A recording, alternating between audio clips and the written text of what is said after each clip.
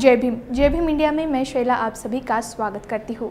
खबरों को विस्तार से जानेंगे ही, लेकिन उसके पहले देखते हैं आज की सुर्खियाँ।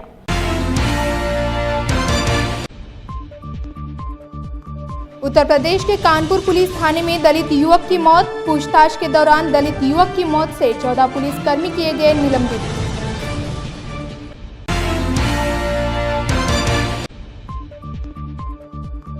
गुजरात में दलित उत्पीड़न के खिलाफ दलित खून पदयात्रा का आयोजन। 15 अगस्त को गुजरात के ऊना में पहुंचेगी पदयात्रा।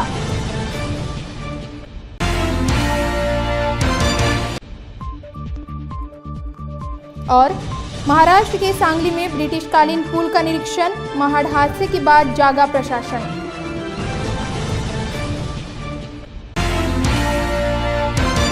बढ़ते हैं खबरों की ओर।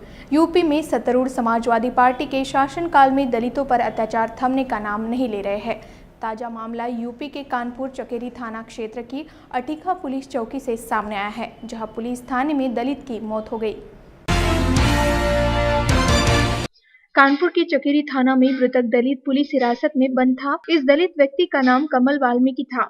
इस व्यक्ति को 2 दिन पहले पुलिस ने चोरी के आरोप में पूछताछ के लिए थाने में लाया, जहां गुरुवार को उसका शव मिला।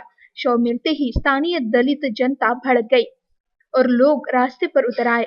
लोगों ने पुलिस पर पत्थरबाजी की और नेशनल हाईवे 2 को बाधित कर यह लंबा जाम लगाया, जिसके बाद राज्य सरकार हरकत में आई और 14 पुलिस वालों को सस्पेंड कर दिया गया और पुलिस चौकी के सभी 14 पुलिस कर्मचारियों के खिलाफ अपहरण और हत्या का मामला दर्ज कर लिया गया है।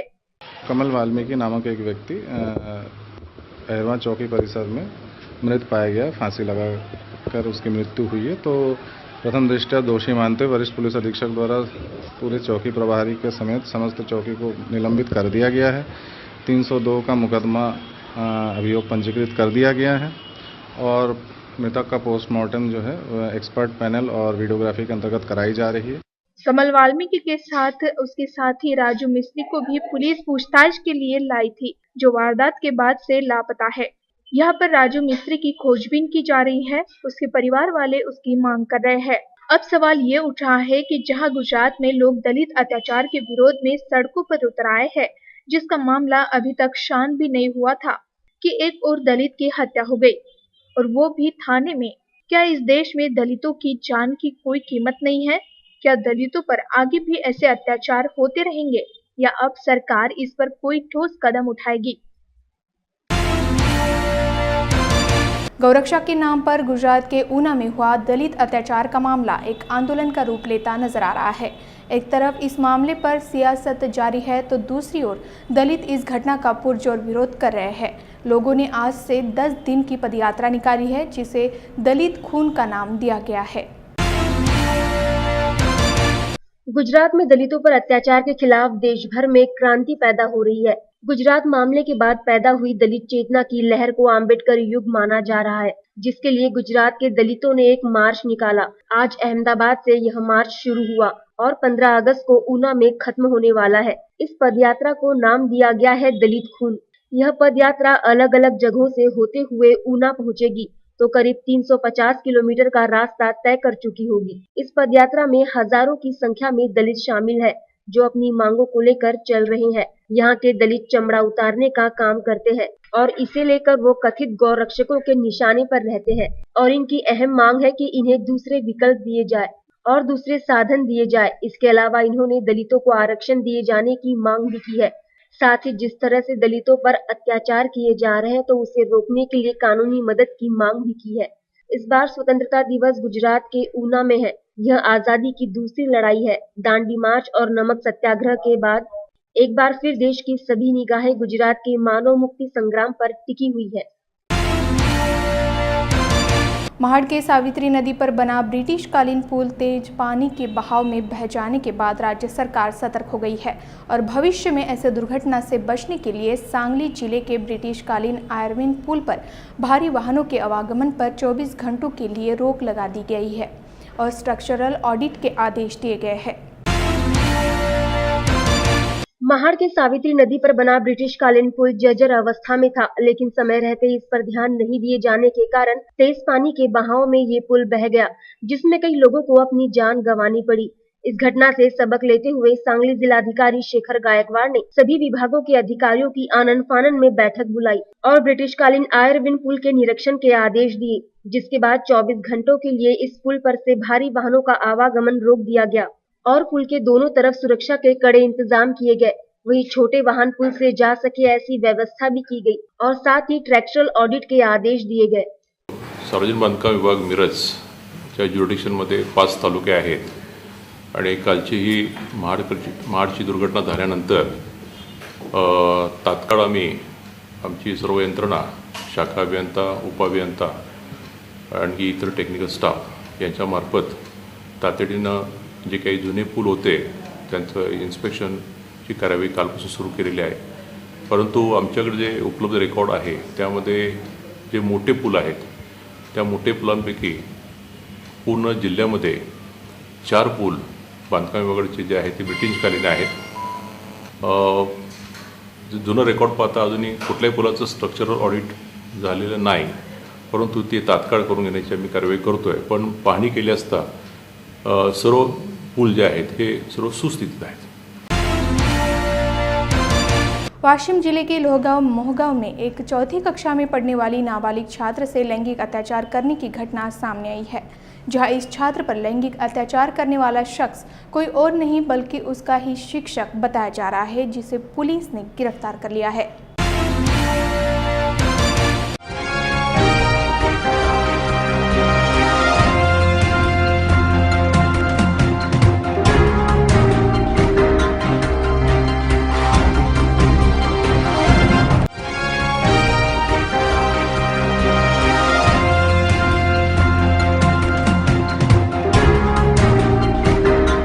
वाशिम जिले के लोहगांव मोहगांव में जिला परिषद स्कूल में एक 46 वर्षीय शिक्षक ने 2 नाबालिग छात्रों को अपने हवस का शिकार बनाया है, जहां अत्याचार के बाद इस नाबालिग से जैसे ही खबर बाहर पहुंची तो इस जिला परिषद के स्कूल में तनाव निर्माण हो गया। आरोपी शिक्षक शिवदास निगोते बताया जा रहा है, जिसे वाशिम पुलिस ने गिरफ्तार किया है। वाशिम जिल्ह्यातील कारंजा तालुक्यामध्ये एक गाव आहे, ग्राम लोहगाव महागाव। येथील जिल्हा परिषद शाळेमध्ये वर्ग 3 व 4 मधील वर्ष 9 व 10 वर्षीय 2 अल्पवयीन शाळेकरी मुलीसोबत लैंगिक चाळे केल्याची घटना दिनांक 2 ऑगस्टला उघडकीस आली। दर प्रकार गेल्या अनेक दिवसापासून सुरू असल्याची माहिती होती। दरम्यान पीडित मुलीच्या आईने कारंजा ग्रामीण पोलीस स्टेशनला प्रधान अध्यापक शिवदास निंगोट यांच्या विरुद्ध तक्रार दिल्यावरून पोलिसांनी विविध कलमान्वये गुन्हे दाखल केले होते। दरम्यान रात्री उशीर झाल्यामुळे या दोन्ही पीडित मुलीची वैद्यकीय तपासणी होऊ शकली नव्हती। ती तपासणी 3 ऑगस्ट रोजी सकाळी ग्रामीण रुग्णालय कारंजा या ठिकाणी केली। ग्रामीण पोलिसांनी आरोपी शिक्षक शिवदास निंगोट यांच्या विरुद्ध अपराध क्रमांक 89/2016 कलम 376/2 ब कंसात व बालकाचे लैंगिक गुन्ह्यापासून संरक्षण 2012 चे कलम 4/6 अन्वये गुन्हा दाखल केला आहे। ज्यावेळेस अशी घटना त्यावेळेस जे विद्यार्थी आहे, म्हणजे 2 विद्यार्थी, एक 9 वर्षाचे आणि एक 10 वर्षाचे, त्या रडत घरी गेल्या। घरी त्यांचे आई वडील नसल्या कारणाने त्या मुलींना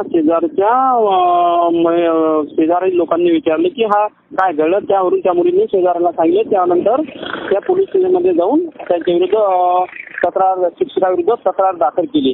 त्यानंतर जे जिल्हा परिषद शाळेचे जे गट शिक्षण अधिकारी आहेत दाबेराव साहेब यांनी या शाळेला लोहगाव शाळेला भेट दिली असता त्यांनी त्या शिक्षकाचा प्रस्ताव वाशिम जिल्ह्याचे जिल्हा परिषद मुख्य कार्यकारी अधिकारी गणेश पाटील यांच्याकडे त्यांच्या निलंबनाचे प्रस्ताव सादर केला आहे।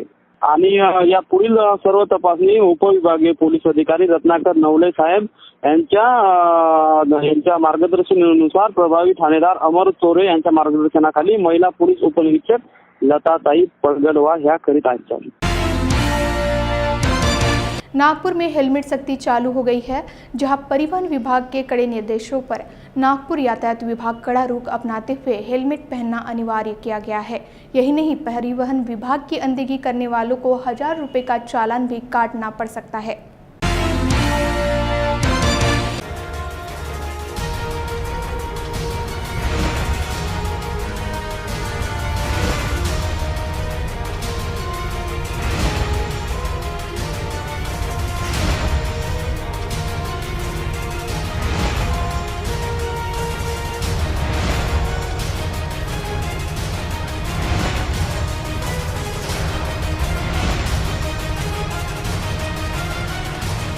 मी PSI ज्ञानेश्वर सावरकर, वाहतूक विभाग, ट्रॅफिक वाहतूक पूर्व विभाग.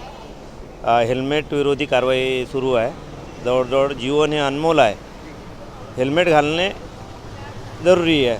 त्याच्या विरोधात कारवाई सुरू आहे. ही मोहीम संपूर्ण नागपुरात सुरू आहे. पूर्ण नागपुरात सुरू आहे. आणि लोकांचं म्हणणं काय? लोकांना जेव्हा तुम्ही पकडता की ते हेल्मेट नाही घालतात, लोकांचं म्हणणं काय? पर्सेंटेज लोक ॲग्री आहेत.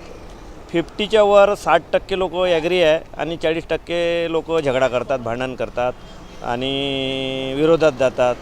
क्यों ऐसा कर रहे, क्यों परेशान कर रहे. परंतु आम्ही त्यांना समजावून सांगतो की जीवन ये अनमोल है, एक ही बार मनुष्य जीवन है, चालान करो और ये हेल्मेट पहनो आप. बस. चालनमध्ये वाढ करण्यात आली की अगोदर 100 रुपयाचं चालन बनत होतं, आता 1000 रुपयाचं चालन. नाही, होऊ शकते. अजून कायदा बनायचा आहे. आता सध्या कायदा बनलेला नाही. त्याचा फक्त 100 रुपये दंड आहे. 100 रुपये भरा आणि तुम्ही उद्यापासून हेल्मेट घाला, हीच आमची विनंती आहे. ये हेलमेट की चेकिंग चालू है यहाँ पे, उसीलिए गाड़ी रोकी गई थी और सभी ने हेलमेट पहनना चाहिए. सुरक्षा के दृष्टिकोण से भी अच्छा होता है. अब हमने तो आज चालान भर दिया, हम तो पहनेंगे ही कल से. सभी को अपना यह संदेश है, सभी लोग कृपया करके हेलमेट पहने और परेशानी से बचे. पिछले कुछ दिनों से नागपुर में जिस तरीके से ट्रैफिक पुलिस ने हेलमेट सख्ती में ढिलाई बरती गई थी, अब फिर से आप देख सकते हैं कि जो हेलमेट नहीं पहन रहा है उनके ऊपर फिर से ट्रैफिक पुलिस ने कार्रवाई करना शुरू कर दी है. हम इस वक्त नागपुर के एक चौराहे पे खड़े हैं. आप देख सकते हैं कि यहाँ पर ट्रैफिक पुलिस जो हेलमेट नहीं पहन रहा है उनके ऊपर कार्रवाई कर रही है, उनके चालान बनाए जा रहे हैं. ऐसी ही कार्रवाई नागपुर के कुछ मेन चौराहे, कुछ मेन स्पॉट है वहाँ पर की जा रही है. आप देख सकते हैं कि यहाँ पे पहले जो ट्रैफिक पुलिस थी उनका जो चालान बनाने का प्रक्रिया था वो पहले कहीं ना कहीं एक ढिलाई बरती जा रही थी, मगर अब इस वक्त आप देख सकते हैं कि किसी भी तरह की ढिलाई बरती नहीं जा रही है. सबसे पहले तो अगर ट्रैफिक पुलिस की बात की जाए तो उन्होंने कुछ महीनों का एक्सटेंशन दिया था लोगों को ताकि वो हेलमेट खरीद सके, मगर अब फिर से ये हेलमेट सख्ती शुरू की जा चुकी है. और जहाँ पहले हेलमेट नहीं पहनने पर 100 रुपये का चालान आका जाता था, अब वहीं पर ट्रैफिक पुलिस जो है वो 1000 रुपये का चालान रही है, ताकि कहीं ना कहीं जो लोग हैं, लोगों में कहीं ना कहीं डर हो, कहीं ना कहीं उन्हें लगे कि अगर हम हेलमेट नहीं पहनेंगे तो ट्रैफिक पुलिस उनका चालान बना देगी. तो इस वक्त हम साफ तौर पर देख सकते हैं कि कुछ लोगों में तो जन जागृति आई है. लोग जो है अगर अपने ज़िंदगी को गंभीरता से ले रहे हैं वो हेलमेट पहन रहे हैं, मगर कुछ जो लोग हैं वो अभी तक हेलमेट नहीं पहन रहे हैं, तो उन पर ट्रैफिक पुलिस कार्रवाई कर रही है. कैमरा पर्सन मयूर के साथ स्वप्निल पराड, विदर्भ टीवी, नागपुर.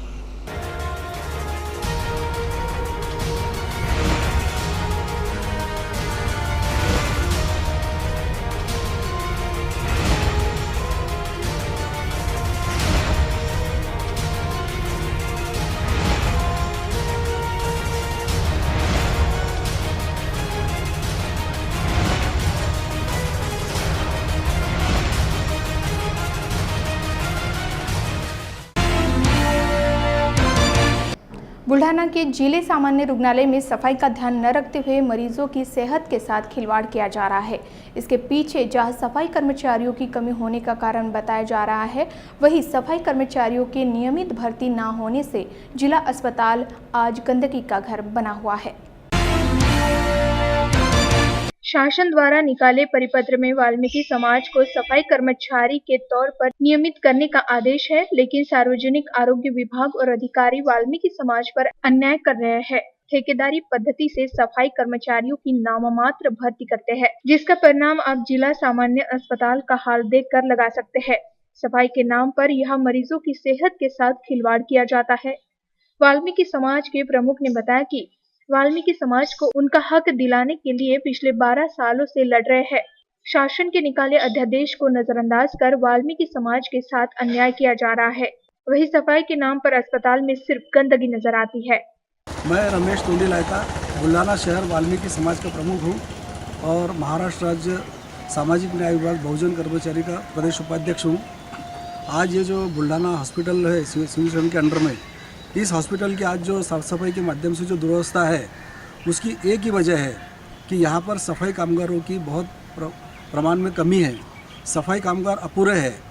अभी सफाई कामगारों के पोस्ट भरने के शासन के आदेश है, कई विभागों के परिपत्रक है, सामाजिक न्याय विभाग का परिपत्रक है, सामान्य प्रशासन विभाग का परिपत्रक है, उद्योग ऊर्जा कामगार विभाग के परिपत्रक है कि सफाई कामगारों के नियमित पद रखना चाहिए. सफाई कामगारों के नियमित पद रखने के लिए सुप्रीम कोर्ट का भी निर्वाणा है कि जो सेवा 12वें स्वरूप की है उस सेवा को आप कंत्राटी में डाल नहीं सकते, उस सेवा को आप कंत्राटी के तहत चला नहीं सकते।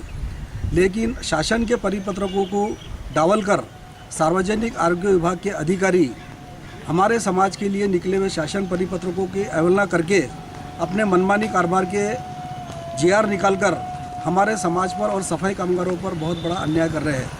इस लड़ाई को हम पिछले 12 सालों से लड़ रहे हैं। सामान्य प्रशासन विभाग 1/10/2003 का जो जीआर है, वो जीआर में स्पष्ट लिखा हुआ है कि सफाई कामगारों के वारसों को वारसा हक देना जरूरी है। वारसा हक यानी एक बात ऐसी है कि शासन ने महाराष्ट्र राज्य में और केंद्र सरकार में जो सबसे अति दलित समाज है, वाल्मीकि मेहतर सफाई कामगार, इस समाज के उत्थान के लिए संरक्षण करके एक कमेटी गठित करी हुई है। उस कमेटी का नाम है लाड़ समिति। लाड़ समिति के अंतर्गत महाराष्ट्र में जो सफाई कामगार आज हर विभाग में कार्य कर रहे हैं, अपनी सेवा दे रहे हैं, वो सफाई कामगार रिटायर होने के बाद, मरने के बाद उसके वारस को 30 दिन के अंदर लेने के शासन के कड़क आदेश है। इतना होने के बाद भी सार्वजनिक आरोग्य विभाग और उसके अधिकारी अपने मनमानी कारोबारों का अध्यादेश निकालकर हमारे समाज पर हेतु पुरस्पर अन्याय कर रहे हैं। रविवार दिनांक 7 तारीख को नागपुर के धनवटे नेशनल कॉलेज में ओबीसी महासंघ का चलाया गया इस अधिवेशन में ओबीसी के समस्याओं पर चर्चा होगी। इस सम्मेलन के मुख्य संयोजक डॉक्टर बबनराव तायवाड़े, इन्होंने सम्मेलन के बारे में अपने विचार रखे। आपको बताते हुए मुझे खुशी होती है कि ये तो 91 में मंडल आयोग लागू किया गया, लेकिन भाऊसाहब पंजाबराव देशमुख, डॉक्टर बाबा साहब आम्बेडकर, ये लोग जब संविधान लिख रहे थे तब भाऊसाहब पंजाबराव देशमुख ने ये आह्वान किया था कि सारे मराठा, कुणबी, ये लोग सब अपने टीसी पर कुणबी लिखो। उनको भविष्य मालूम था, और जब घटना लिखी जा रही थी तभी भाऊसाहब देशमुख ने और डॉक्टर बाबा साहब आम्बेडकर ने कि ओबीसी की लिस्ट बनाना चाहिए, इस पर डिबेट हुआ था, जो आज तक नहीं बनी। बाद में उस वक्त जिन लोगों ने विरोध किया, क्या क्या, सब लोगों को मालूम है। लेकिन भाऊ साहब ने तब ये कहा था कि सारे लोग आप कुणबी लिखो, मराठा मत लिखो। लेकिन इन लोगों ने मराठा लिखा। बाद में मंडल आयोग के वक्त भी जो कहा जाता है कि ये कहा था कि आप लोग अब ओबीसी में आ जाओ, तो उन्होंने नहीं कहा। तो उस वक्त मंडल आयोग ने जो एक यादी ओबीसी की डिक्लेयर किया कि ये जातियाँ ओबीसी में आएंगी, उसमें मराठा कास्ट नहीं थी। हाँ, और इसीलिए वो ओबीसी में नहीं आए। मैं ये पूछना चाहूँगा कि बाबा साहब अम्बेडकर ने जो घटना में जो बातें लिखी है, तो उसमें मराठा शब्द कहीं पर भी नहीं है क्या? नहीं, ओबीसी कर की है। तो उसका कुछ अलग से शब्द होगा उसमें? नहीं, ऐसा अलग शब्द नहीं है। जैसा भी विभिन्न जाति अपने देश में हैं, अलग लोग अपने ट्रांसफर सर्टिफिकेट पे या जात प्रमाण पत्र में अलग अलग जात लिखते हैं, उसमें से एक मराठा कास्ट है। तो ओबीसी का जब इवैल्यूएशन किया गया तब उसमें ये नहीं इंक्लूड की गई। अब क्यों नहीं कहेगी उतना अपने को भूतकाल तो नहीं मालूम, लेकिन तो अपर कास्ट मानी जाती है ना? नहीं, अभी मानी जाती है, लेकिन आज कितने अपर मराठा कास्ट है ये भी संशोधन का विषय है ना। माने तो जाते हैं, जैसे कुणबी जात को भी पहले अपर कास्ट कहा जाता था, लेकिन अब मुझे मेरा ही अगर एग्जाम्पल है तो हम कुणबी जाति में रहने के बाद में जब हम छोटे छोटे बच्चे थे तो हमारे देहातों में हमारे क्या हाल थे वो हमको मालूम है। नहीं, एक यानी एक हिस्सा बता रहे आपको कि कहने के लिए ऐसा होता कि ये अपर कास्ट है, ये है, तो वो समाज के 2-4 लोग बहुत बड़े रहते हैं, इसलिए सारे समाज को बड़ा समझा जाता है।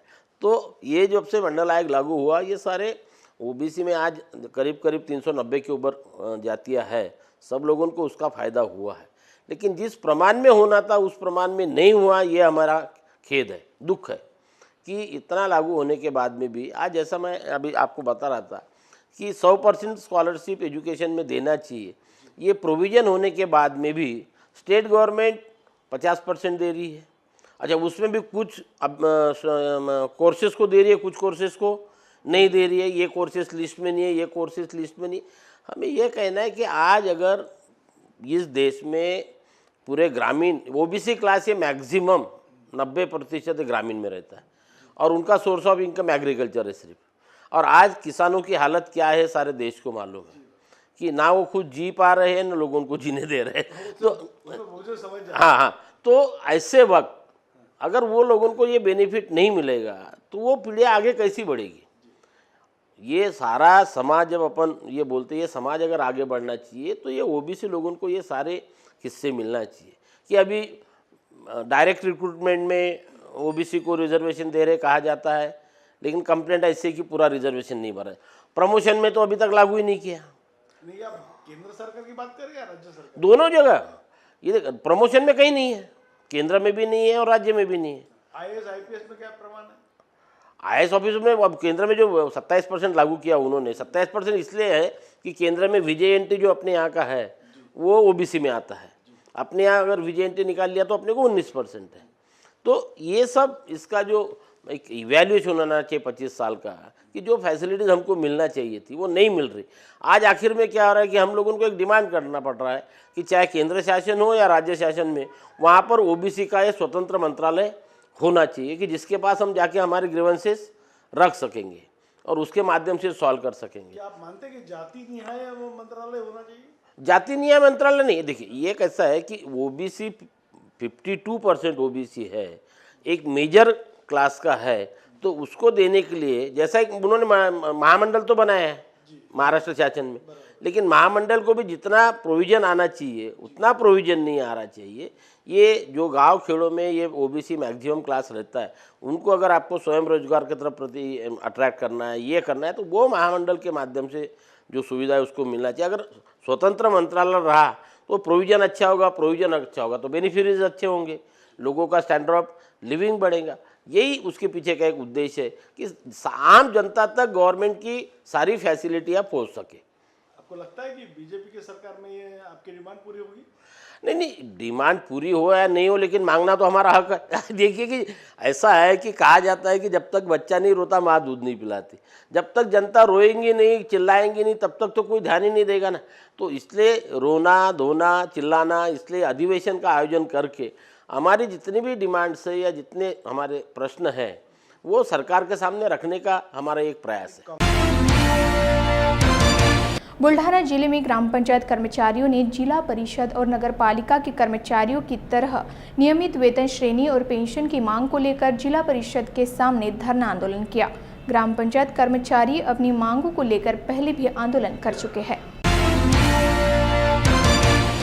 जिला परिषद और नगर पालिका की तरह ग्राम पंचायत कर्मचारी भी नियमित स्वरूप काम करते हैं, लेकिन जिला परिषद और ग्राम पंचायत के कर्मचारियों को नियमित वेतन पेंशन दी जाती है। वही ग्राम पंचायत कर्मचारी नाममात्र वेतन पर काम करते हैं। ऐसे ग्राम पंचायत के कर्मचारियों ने नियमित वेतन और पेंशन के साथ नए कर्मचारियों को समायोजित करने की मांग की। इन कर्मचारियों को समय पर वेतन न मिलने के कारण आर्थिक समस्याओं से गुजरना पड़ता है। ऐसे में राज्य सरकार से अपनी मांगों को लेकर धरना आंदोलन किया और नारे लगाए।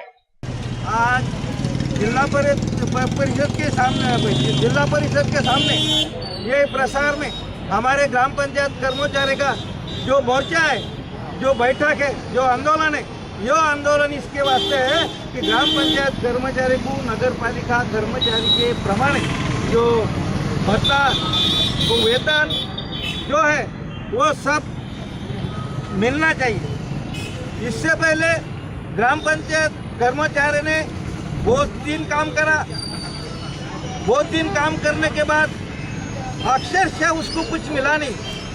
2005 में जो कर्मचारी में हो गए उनको एक लाल पई सुधा मिली नहीं है। और ये जब ये सरकार ये कर्मचारी के खिलाफ जाता है, पंचायत राज का काम कर्मचारी से कर लेते हैं और कर्मचारी के खिलाफ इनका वेतन नहीं दिया जाता है। ये ग्राम पंचायत कर्मचारी का जो वेतन है वो कर्मचारी के खाते में जमा हो जाए। इसके बाद जो नवीन कर्मचारी लगे हुए उनको सेवा में समाविष्ट करना चाहिए। और जिला परिषद पंचायत समिति के स्तर पे जो कुछ शासन योजना पर कर्मचारी की योजना है वो उनको सब हिसाब से मिलना चाहिए। जब ये हिसाब से नहीं मिला तो हम इससे आगे ये बुल्ढाना जिला काम बंद आंदोलन करेंगे। जो भी कुछ हुआ मरो अगर तरो ऐसा ही करेंगे। ये करने के बाद इससे पहले मेरे पे जब की पुलिस ने गोली चलाई तो मैं खाने को तैयार है। औरंगाबाद के पैठन शहर में वर्षावास के उपलक्ष्य में बौद्ध उपासकों ने पैठन तहसील के सभी विहारों के स्वच्छता का संकल्प लिया। साथ ही बोधि वृक्ष लगाने का अभियान शुरू किया। यह अभियान आषाढ़ पूर्णिमा से अश्विन पूर्णिमा तक 3 माह तक चलेगा। बौद्ध धर्म में वर्षावास के महत्व को देखते हुए विभिन्न धार्मिक उपक्रम चलाए जाते हैं। औरंगाबाद के पैठन तहसील में वर्षावास के उपलक्ष्य में तहसील के सभी विहारों की स्वच्छता का संकल्प लिया गया। साथ ही पर्यावरण को बनाए रखने के लिए बोधि वृक्ष लगाने का अभियान चलाया गया। युवाओं ने जहां विहार के परिसरों को स्वच्छ कर वृक्ष लगाए। इस धार्मिक उपक्रम को पर्यावरण स्वच्छ रखो, पर्यावरण बचाओ की मुहिम के तहत चलाया गया। बीते दिनों हुई मूसलाधार बारिश के बाद राज्य के कई जिलों में बाढ़ आने से जनजीवन प्रभावित हुआ। कोपरगांव में जिन इलाकों में बाढ़ का पानी जमा हुआ था वह बीमारियां न फैले, इसलिए राष्ट्रवादी कांग्रेस की ओर से सफाई और दवाओं का छिड़काव का उपक्रम चलाया गया। राज्य में लगातार जारी मूसलाधार बारिश के बाद कई जिलों में बाढ़ आने से जहां जनजीवन प्रभावित हुआ है, वहीं बाढ़ के बाद की परिस्थितियों से निपटने के लिए इलाकों में जमे पानी और गंदगी को साफ करने और बीमारियों से बचने के लिए कर्मवीर शंकरराव काले और राष्ट्रवादी कांग्रेस की ओर से सफाई और दवाइयों का छिड़काव किया गया। इस समय राष्ट्रवादी के नेता आशुतोष दादा काले इनके मार्गदर्शन में यह मुहिम चलाई गई। जहां बाढ़ के बाद चारों ओर बर्बादी का नजारा था, वहीं इस उपक्रम के जरिए बाढ़ग्रस्त लोगों को राहत पहुंची है। 2 तारखेला महाराष्ट्रभर नाशिक परिसरामध्ये आणि कोपरगाव तालुक्यामध्ये पाऊस झाला।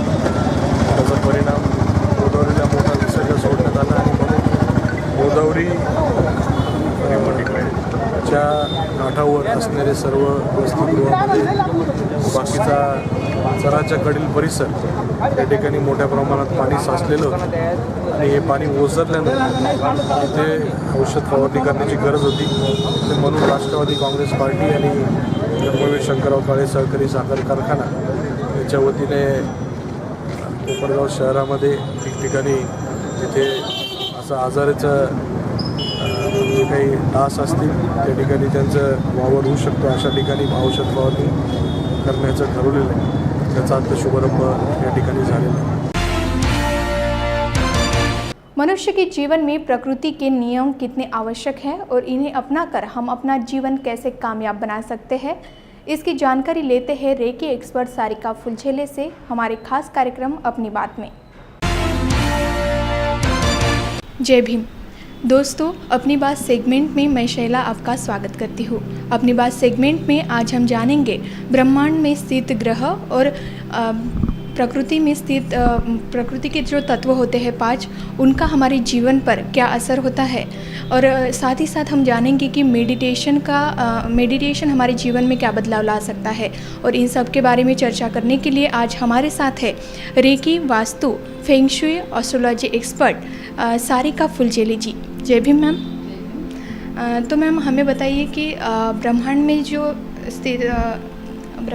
जो स्थित ग्रह होते हैं और जो प्रकृति में स्थित 5 तत्व होते हैं, तो उनका हमारे जीवन में क्या प्रभाव पड़ता है और किस तरह से बदलाव ला सकते हैं, और हमारे जीवन में जो कुछ भी अच्छी ज़िंदगी नहीं जी सकते हैं तो उनके जीवन में बदलाव लाने के लिए क्या करना चाहिए?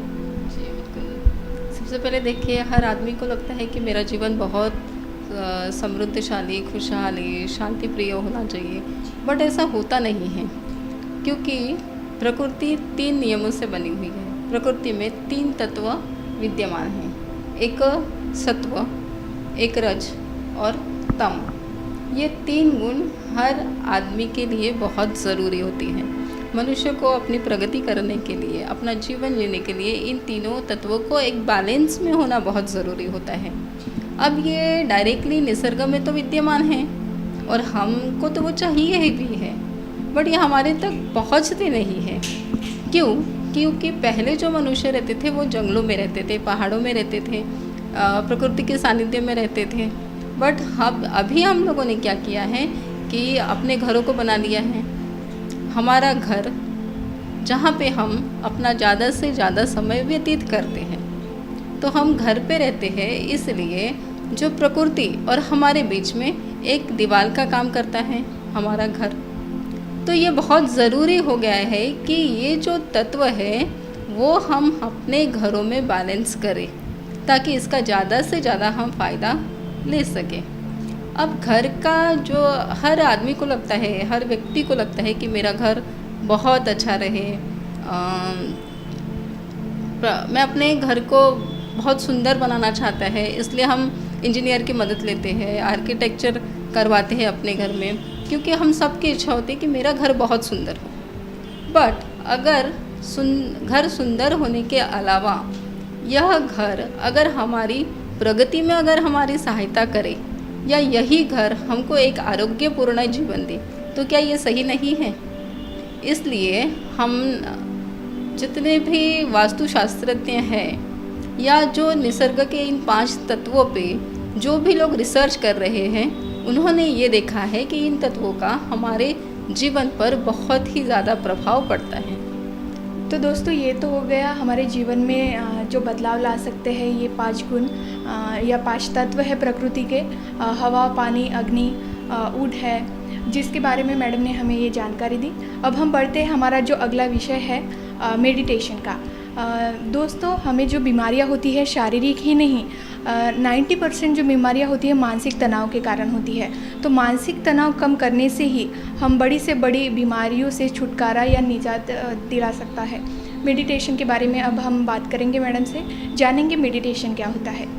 मैडम बताइए कि मेडिटेशन का लाभ हमारे जीवन में या मेडिटेशन करने से क्या बदलाव होता है, मेडिटेशन किन किन पद्धतियों का उपयोग किया जा सकता है, और मेडिटेशन आप किस तरह से सिखाती है या अपनाती है? जी, सबसे पहले देखिए, हर व्यक्ति को लगता है कि मैंने मेडिटेशन करना चाहिए। हमारा सबसे पहला मोटो होता है कि हम शांत रहें, हम खुश रहें और हम अपने जीवन को अधिक से अधिक अच्छे प्रकार से जी सकते हैं। अब सबसे पहले हमको कोई भी प्रॉब्लम आता है, कोई भी शारीरिक प्रॉब्लम आता है, हम डॉक्टर के पास जाते हैं, तो कई लोगों ने ये सुना है, डॉक्टर हमको बोलते हैं कुछ मानसिक टेंशन है क्या आपको, कुछ मानसिक टेंशन है क्या। वो ऐसा क्यों पूछते हैं? क्योंकि डॉक्टर्स को भी पता है कि आधे से ज़्यादा जो बीमारियां होती है वह सिर्फ हमारी मानसिक अवस्था के असंतुलित होने के वजह से होती है। हमको कोई सजेस्ट करते हैं कि आप मेडिटेशन करो, बट हमको समझ में ही नहीं आता है कि एक्चुअली मेडिटेशन क्या होता है, कैसे करना चाहिए, और ध्यान लगाना ये सबके बस की बात नहीं है। आपने देखा होगा कि जब आप ध्यान करने की कोशिश करते हैं तब ऐसे कुछ विचार हमारे दिमाग में आते हैं जो हमने कभी पहले सोचे भी नहीं थे। तो ये होता है, फिर हम वो करना छोड़ देते हैं, फिर हमको लगता है कि नहीं, ये हमारे बस की बात नहीं है। बट ऐसे ही कुछ कोर्सेज हम लोग अरेंज करते हैं जिसमें सिखाया जाता है कि आपका ध्यान किस प्रकार से लग सकता है, आप मेडिटेशन कैसे कर सकते हैं, आप इसका लाभ कैसे पा सकते हैं। अभी आपने देखा है कि हाइपरटेंशन, डायबिटीज़ और डिप्रेशन, ये जो हर दूसरे आदमी को ये चीज़ है। पहले जो था हार्ट अटैक, ये 40-50 के बाद ही आता था, अब आफ्टर 30 भी हार्ट अटैक्स आने लग गए, क्योंकि हम लोगों की जीवन पद्धति इतनी एडवांस हो गई है कि हर आदमी को यहाँ सब कुछ चाहिए है, बिना मेहनत के या कम मेहनत में, सब कुछ शॉर्टकट तरीके से चाहिए। तो हम कुछ ना कुछ सोचते रहते हैं, कुछ ना कुछ हमारे दिमाग में चलते रहता है। एक कॉमन आदमी 1 मिनट में 30 से 40 विचार रोज करता है, मतलब एक दिन में कम से कम 30 से 40 हज़ार विचार हम लोग करते हैं। अब क्या ये 30 से 40 हज़ार विचार ये हमारे लिए ज़रूरी होते हैं क्या? बिल्कुल नहीं होते हैं। अगर हम दिन भर का अपना कैलकुलेशन लगाएंगे तो सिर्फ 10 से 15 जो विचार होते हैं वही हमारे लिए ज़रूरी होते हैं। बट हम अननेसेसरी अपने दिमाग को थका देते हैं इन विचारों को करते करते। अभी हम सबको पता है कि हम 2 टाइप से विचार करते हैं, एक नेगेटिव, दूसरे पॉजिटिव। लेकिन सिर्फ नेगेटिव और पॉजिटिव ही नहीं, हम अनंत प्रकार के विचार करते हैं। पॉजिटिव विचार जो होता है, मैं ये काम कर सकता हूँ, बैक माइंड ये चलते रहता है, पर तू ये काम करोगे कैसे, ये तो होगा ही नहीं, ये तो बिल्कुल ही नहीं हो सकता, हर आदमी का है। तीसरा जो विचार होता है वो अनवांटेड विचार होता है, जिन विचार से हमको कोई लेना देना नहीं होता है। हम किसी तीसरे के बारे में विचार करते हैं जिसका हमारे जीवन से कोई भी संबंध नहीं है, अनवांटेड विचार। एक होता है नेचुरल विचार। कभी होते हैं कि हम कहीं रोड से जाते रहते हैं, कुछ हमको दिख जाता है, हम उसके बारे में सोचने लग जाते हैं। वो हमारे काम का नहीं है बट हम उसके बारे में सोचने लग जाते हैं, ये हो गया नेचुरल विचार। एक होता है अनवांटेड विचार। किसके घर में क्या चल रहा है हमको बड़ी उत्सुकता होती है, हम उसके बारे में सोचने लग जाते हैं जबकि उससे हमारा कोई लेना देना नहीं होता है। एक होता है अफर्मेटिव विचार। हम ये सोचते हैं कि हमको क्या करना है, ये मेरे काम को अगर फाइनलाइज करना है तो मुझे ये करना ही चाहिए। ये होता है हमारा अफर्मेशन, अफर्मेटिव विचार। एक होता है टॉक्सिक विचार। टॉक्सिक विचार वो होता है, ये जो टॉक्सिक विचार है ये बहुत ही ज़्यादा ज़रूरी होता है क्योंकि ये टॉक्सिक विचार हमारी पूरी बॉडी पे असर डालता है। टॉक्सिक विचार वो होता है हम बार बार किसी निगेटिविटी को दोहराते हैं। आपने देखा होगा बहुत सारे बच्चों को ये प्रॉब्लम होता है कि वो पढ़ाई तो पूरी कर लेते हैं लेकिन जब वहाँ पे एग्ज़ामिनेशन हॉल में जाते हैं तो वो पूरा भूल जाते हैं, ब्लैंक हो जाते हैं, जिसकी वजह से मार्क्स नहीं आ पाते। अब बोलते हैं हमने तो पढ़ा बहुत था। क्या होता है कि वो पढ़ाई तो पूरी करते हैं बट जब उनके बैक माइंड एक दिमाग चलते रहता है, पता नहीं मैं भूल तो नहीं जाऊंगा, पता नहीं मैं मुझे वहाँ जाके याद, और निगेटिविटी ये कभी भी पॉजिटिविटी को ओवरटेक करती हैं और वो निगेटिव थॉट्स बार बार चलने के वजह से वही होता है जो वो नहीं होना चाहिए। तो इन कोर्सेज़ के माध्यम से हम वही सिखाते हैं कि आपको ये कैसे करना है। यहाँ पे हम लोग 2 से 3 घंटे का क्लासेस लेते हैं। किस उम्र में किस प्रकार का मेडिटेशन हमने करना चाहिए यह भी हम सिखाते हैं। बच्चों के लिए ब्रेन एक्टिवेशन के कुछ अलग मेडिटेशन होते हैं, बड़ों के लिए कुछ अलग होते हैं, जिन लोगों को फिज़िकल प्रॉब्लम है उनके लिए मेडिटेशन के तरीके कुछ अलग होते हैं। तो इस प्रकार से हम अपने थॉट्स को कंट्रोल कैसे किया जाए और किस टाइप से अपने आप को ऊर्जावान और संतुलित बनाया जाए, इस टाइप से हम यहाँ मेडिटेशन को लेते हैं। तो यह हर आदमी के लिए अलग होता है। हम उसको पहले जज करते हैं, उसका डायग्नोसिस करते हैं कि इसको क्या ज़रूरत है, इनका प्रॉब्लम क्या है, ये चाहते क्या है, और इस प्रकार से हम फिर उनको गाइड करते हैं और उस टाइप का मेडिटेशन हम उनको यहाँ सिखाते हैं। तो ये सारे तरीक़ों को अपनाने के लिए और इन सब मेडिटेशन, मैडम ने तो हमें बताया कि मेडिटेशन क्या होता है, मेडिटेशन हमारे जीवन में क्या बदलाव ला सकता है और किस प्रकार से वो अपनाती है या सिखाती है। तो और मेडिटेशन हमारे जीवन में मानसिक तनाव कम करता है, इन सब के बारे में हमें जानकारी दी। अगर आप मेडिटेशन के बारे में या और कोई जीवन में बदलाव लाने के तत्वों को सीखना चाहते हैं तो मैडम से आप संपर्क कर सकते हैं। हमारे स्क्रीन पर दिए गए नंबर पर आप कॉल कर सकते हैं। सारिका मैडम, आपने हमें ये जानकारी देने के लिए बहुत बहुत धन्यवाद। जय भीम। जय भीम इंडिया में आज के लिए बस इतना ही। मुझे दीजिए इजाज़त। जय भीम।